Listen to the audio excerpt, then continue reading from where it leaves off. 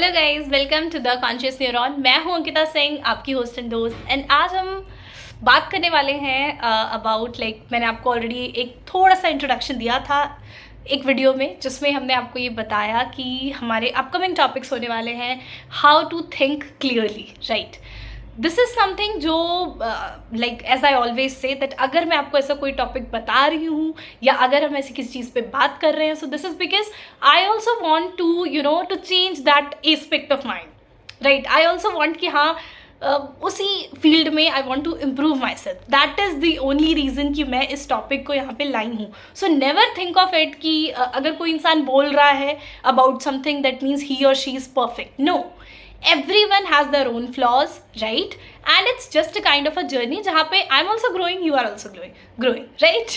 And glowing as well. Okay, so yeah, जैसे कि हम सभी जानते हैं कि ये जो पूरी सीरीज होने वाली है, this is going to be totally based on a novel, right, जिसका नाम ही है how to think clearly. And उसी नॉवल को while I was reading I found a few of the things जो मुझे ऐसे लगा कि हाँ इस नज़रिए से शायद हमने कभी देखा नहीं, या हम उसको देखते हैं, जानते हैं, बट स्टिल नेग्लेक्ट करते हैं in our own lifes, right. जैसे कि एक बहुत कॉमन एग्जाम्पल जो हम सभी अपनी लाइफ में करते हैं is that since we all are I believe the most of the people who watch my videos वो यूथ में आते हैं।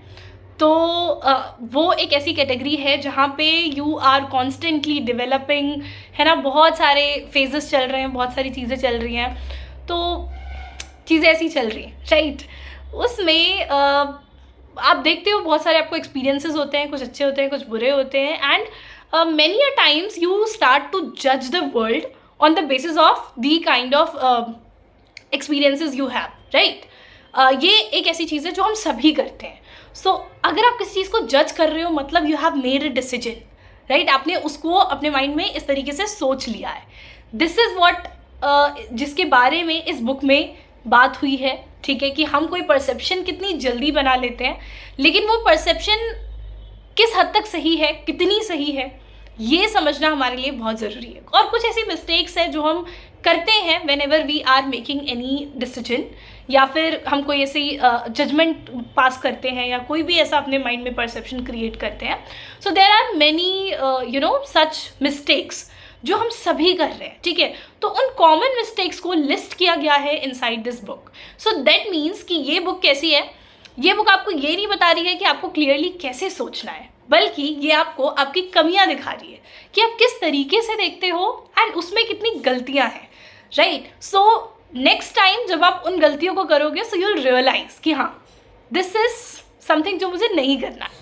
सो that's all we are going to see. तो सबसे पहले तो जो सबसे बड़ी गलती हम सभी करते हैं और कर रहे हैं इज़ कि हमने अपने माइंड में ना एक परसेप्शन बनाया हुआ है, और वो परसेप्शन क्या है, अगर मैं एजुकेशनल फील्ड की ही बात करूं, so the biggest perception we all have is कि अगर कोई इंसान IIT दिल्ली से पढ़ा है, सॉरी IITs से पढ़ा है, कोई भी IIT, ठीक है, या फिर ऐसे किसी भी रेप्यूटेड कॉलेजेस जिनके हमें नाम पता है या इस तरह का कुछ है, so we have a perception in our mind कि वो जो बच्चे हैं वो कुछ अलग ही हैं। That's how the society treats them, ठीक है, कि वो कुछ अलग ही हैं, उनसे अनदर लेवल की एक्सपेक्टेशंस होती हैं।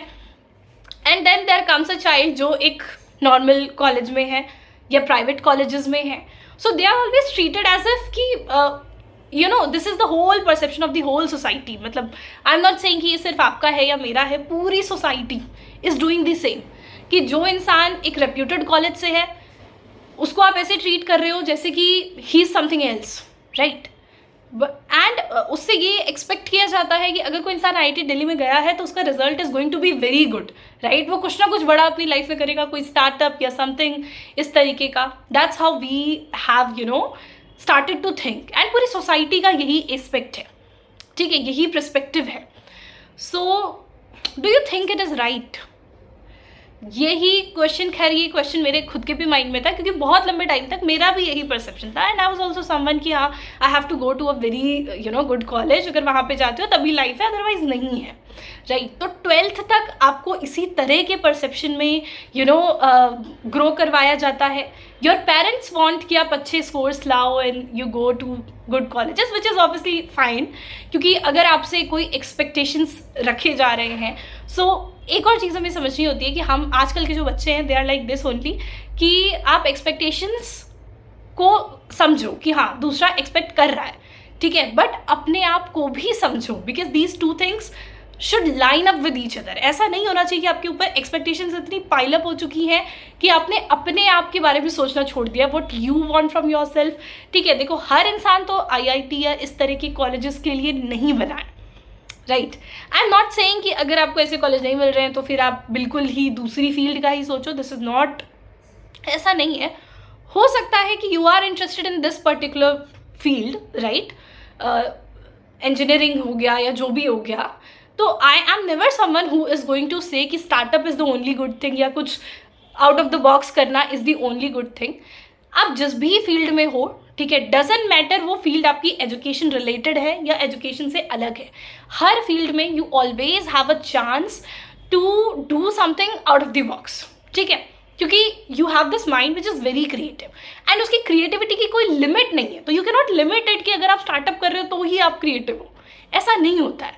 आप even if you are in a government job, there also you can do something जो कि आउट ऑफ द बॉक्स हो, जो शायद नहीं हो रहा होगा अभी तक, ठीक है। So if you want to make an impact, doesn't matter आप कौन सी पोजीशन पे हो, आप इम्पैक्ट क्रिएट कर सकते हो, ठीक है, because this is the time जिसने हमें इतनी फ्रीडम दी है, इतनी सारी लिबर्टी एंड इतने सारे आपके सामने ऑप्शंस हैं कि आप इन सभी चीज़ों के थ्रू ना जितना बड़ा इम्पैक्ट क्रिएट करना चाहते हो, जैसी इमेज अपनी बनाना चाहते हो, जो भी आपके एम्बिशंस हैं, you can have all of them, आप उन सभी चीज़ों को अचीव कर सकते हो।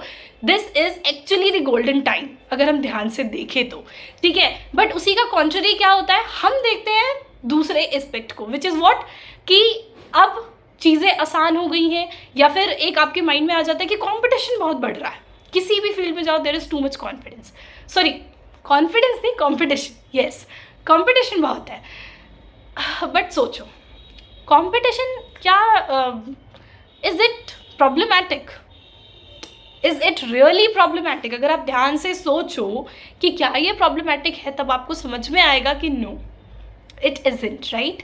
हर एक स्टेप पे जहाँ भी कंपटीशन आता है, वहीं आप अपने आप को आपको खुद की ही एक अनदर डायमेंशन से आप मिलते हो, right, due to those competition, समझ रहे हैं। तो इसी तरीके से चीज़ें होती हैं और सोसाइटी ने हमारा एक परसेप्शन बनाया हुआ है, और वो परसेप्शन जैसे कि मैंने आपको बताया कि एज आई सेड कि अगर आप किसी अच्छे कॉलेज में जा रहे हो तो that is going to be good for you, आपका करियर अच्छा होगा। See, I am not saying कि उसका कोई इम्पैक्ट नहीं है, बिल्कुल एक इम्पैक्ट है, क्योंकि आपके अराउंड वैसा सिनेरियो क्रिएट हो जाता है, आपके अराउंड ऐसे ऐसे लोग होते हैं जो सेम फील्ड में एक्चुअली इंटरेस्टेड है। अब आप सोचो डिफरेंस कहाँ पे आ रहा है, राइट।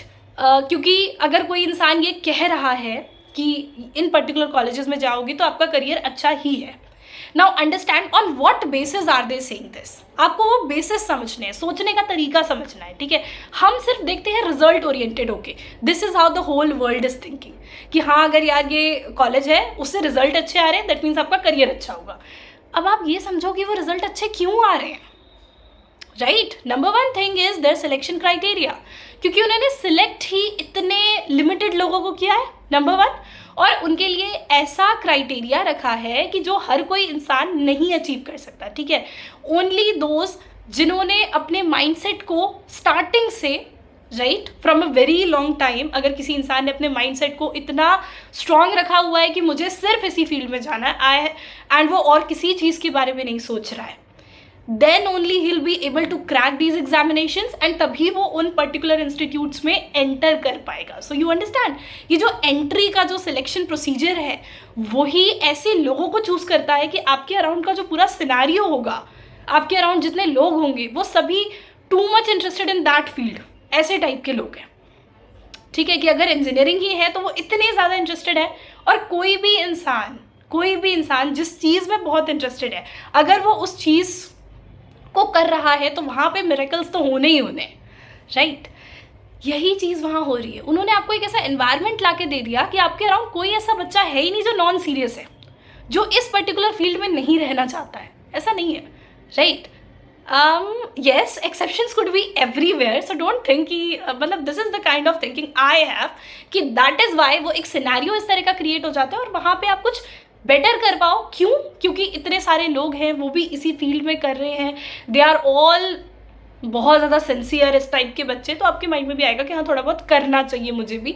तो आप अपने जो नॉर्मली जिस तरीके से आप करते किसी काम को, उससे आप एडवांस लेवल पे जाके करते हो, आप अपनी ही न्यू डायमेंशंस को एक्सप्लोर कर पाते हो। That is what happens over there, ठीक है।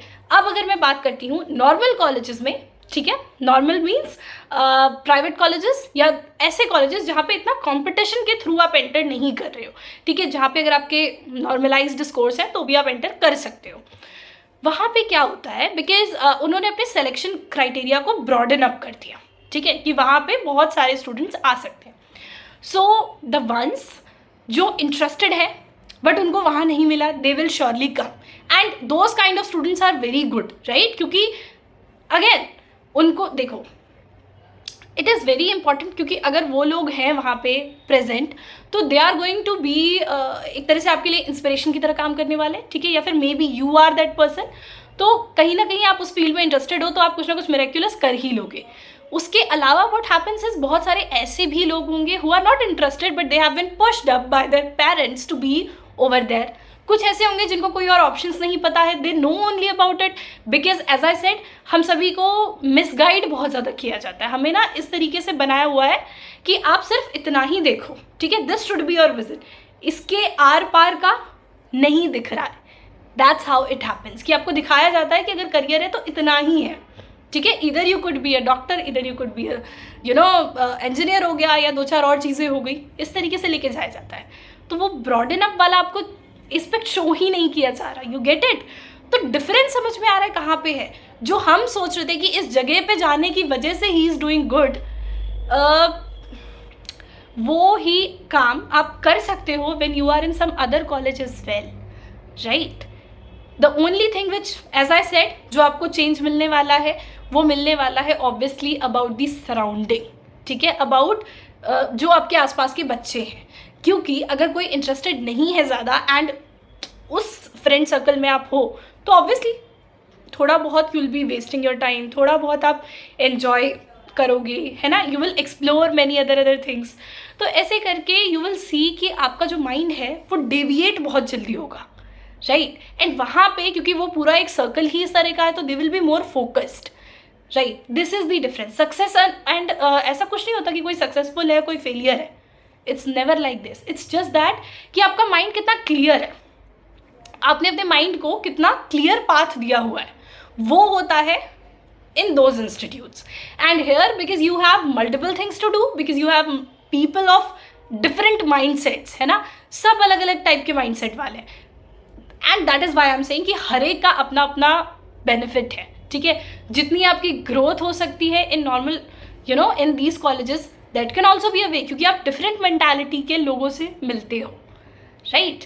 एंड उसके थ्रू भी आप कुछ बहुत, अगर किसी को करना है ना कुछ क्रिएटिव कुछ डिफरेंट, वो आप वहाँ पे भी कर सकते हो, right, because you are meeting so many people of different mentality and उन सब चीज़ों को कंबाइन करके आप कुछ बहुत इंटरेस्टिंग क्रिएट कर सकते हो, राइट। तो बस हमारे नज़रिए पे मैटर करता है कि कोई भी सिचुएशन कैसी है, राइट। तो आप अपने अगर आप कोई डिसीजन ले रहे हो ऑन दिस बेसिस कि इस कॉलेज में जाने से मेरा फ्यूचर अच्छा हो जाएगा, तो अंडरस्टैंड दिस कि वो फ्यूचर अच्छा तभी होगा जब आप उसमें इंटरेस्टेड हो, राइट। अगर आप उसमें इंटरेस्टेड हो तभी आप इन इंस्टीट्यूट्स में जाकर के उन बच्चों के साथ में या जो भी आपको सराउंडिंग मिलेगा वहाँ उसको आप एक्चुअली यूटिलाइज कर पाओगे। Otherwise what will happen is कि आप प्रेशराइज्ड हो जाओगे बहुत सारा, because obviously they are going to burden you, because they think कि आप एक्सेप्शनली ग्रेट बच्चे हो, ठीक है। तो इस तरीके से बहुत सारी ऐसी ऐसी चीज़ें हैं जो हमें समझनी है, और ये तो सिर्फ एक ही एस्पेक्ट है, ऐसे करके बहुत सारे एस्पेक्ट है जो हम एक्सप्लोर करेंगे एंड समझेंगे कि क्या क्या गलतियां हैं जो हम हमारी थिंकिंग के टाइम पे करते हैं, जजमेंट के टाइम पे करते हैं, कोई भी डिसीजन लेने के टाइम पे करते हैं. So thank you so much, stay tuned and yes, ऐसी बहुत सारी वीडियोज़ और अपलोड होती रहेंगी. Thank you.